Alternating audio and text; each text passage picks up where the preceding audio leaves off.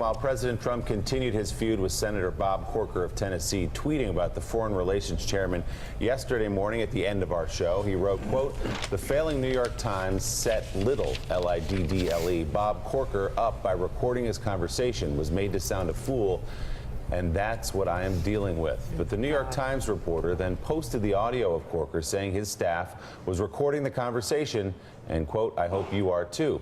And White House correspondent Peter Baker writes, in labeling Corker Liddle, the president was evidently returning to a theme.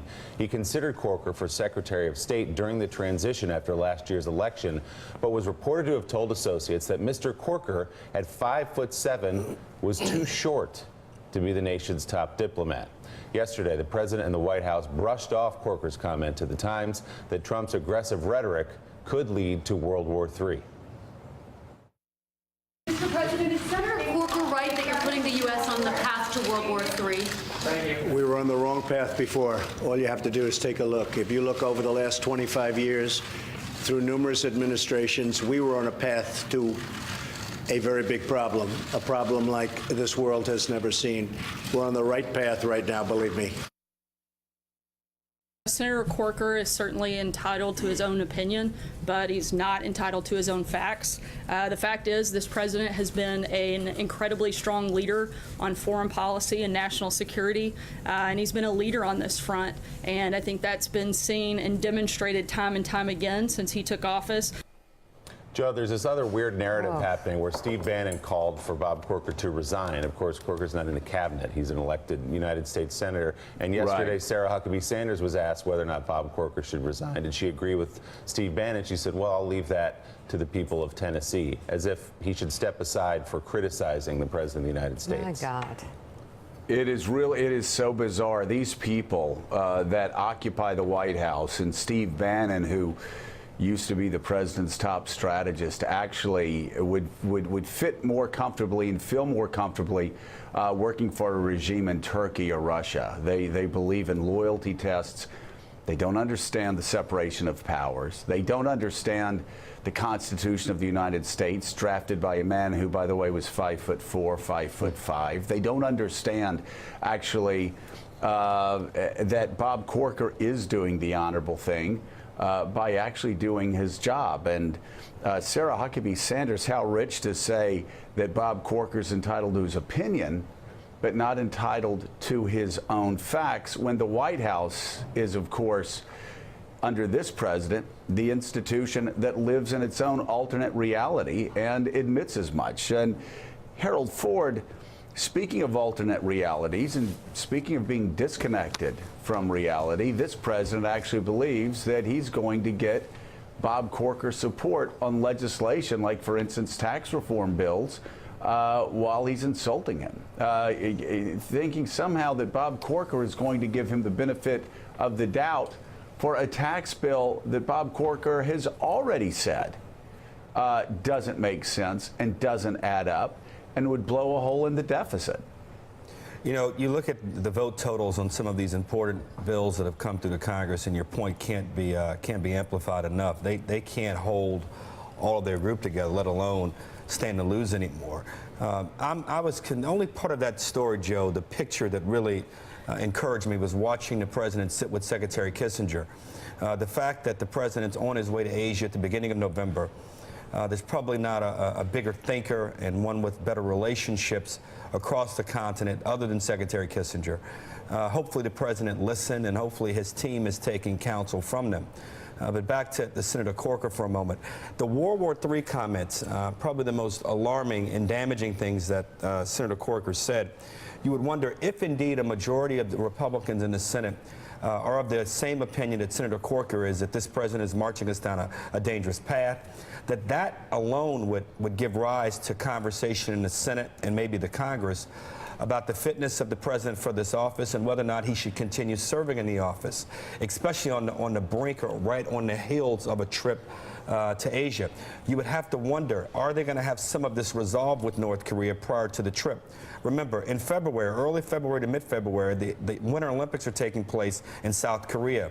No responsible head of state can send a delegation or sanction a delegation traveling to South Korea if this dispute between us and North Korea festers or continues at the rate that it is. So I know we all hope that they find some resolution here. And again, I take only solace and encouragement from what we saw in the last few minutes, from the fact that Secretary Kissinger and he shook hands, and perhaps that means that some kind of progress and considerable progress is being made with North Korea.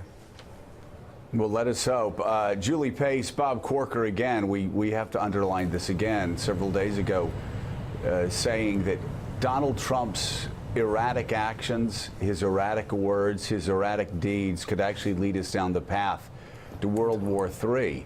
I called foreign policy, top foreign policy advisors yesterday, and their impression was that we in the news media were missing the bigger story in talking about this back and forth.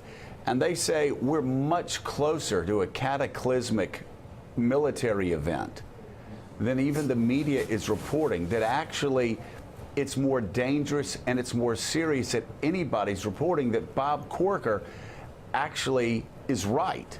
And Julie, did you get any pushback from Republicans on the Hill yesterday from what Bob Corker said? Because we still haven't heard anybody rebuke Bob Corker in the United States Senate publicly and say, no, what he's saying about the president leading us towards World War III is not correct. Look, I don't think Bob Corker was talking in hyperbole. I think that he was raising a red flag that he takes very seriously and that he knows is shared by a lot of his fellow senators.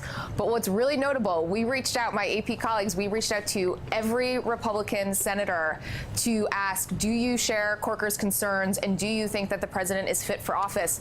We only got responses from a very small handful. There's pretty much silence and avoidance from other Republican office holders this week, even though we know and they know that this is the kind of conversation that happens behind the scenes. And it links back to Carol's reporting. It's about the uncertainty.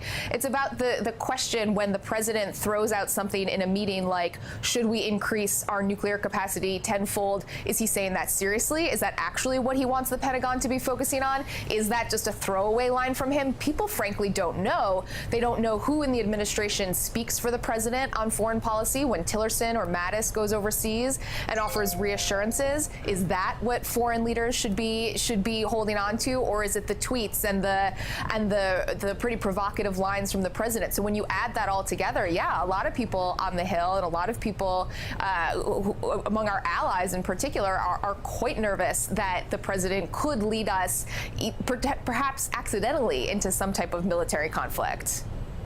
Well, Mika, every Republican senator on Capitol Hill has the record before them. What we said on our show last August, what Willie was talking about from, I think, 1984, what Donald Trump said on Hardball during the heat of the campaign, where, again, he said, if we have these nuclear weapons, why can't we use them? Calling for a tenfold increase in nuclear weapons, having the most powerful Republican on Capitol Hill saying Donald Trump's erratic words and actions are leading us towards World War III, could lead us towards World War III. They are not pushing back to that reality. So my question is, at what point do they step forward as a delegation and do what Barry Goldwater did when he went over to the White House in 1974 and told Richard Nixon it was over? They don't have to go over and tell Donald Trump that it is over, but a delegation of Republicans need to go over to the White House and tell the president, either you assure us that the chairman of the Foreign Affairs Committee in the United States Senate is wrong, or we are going to take immediate action to limit your ability to launch nuclear weapons. And it won't be what General Hayden said last year. It will no longer be a system that is built more for speed than for rationality. These Republican senators in the middle of October 2017 have that responsibility for millions and millions of Americans and others across the globe. And if they can't do that, then there's something called the 25th Amendment that they're going to have to start looking at. This is not acceptable as the status quo. When you have the most powerful Republican on Capitol Hill saying the President of the United States could be leading us toward nuclear war, and Republican senators remain silent. Let's pray for some courage, because they certainly have been warned very clearly. Still ahead on Morning Joe, more women speak out about Harvey Weinstein, including several who accused the producer of rape.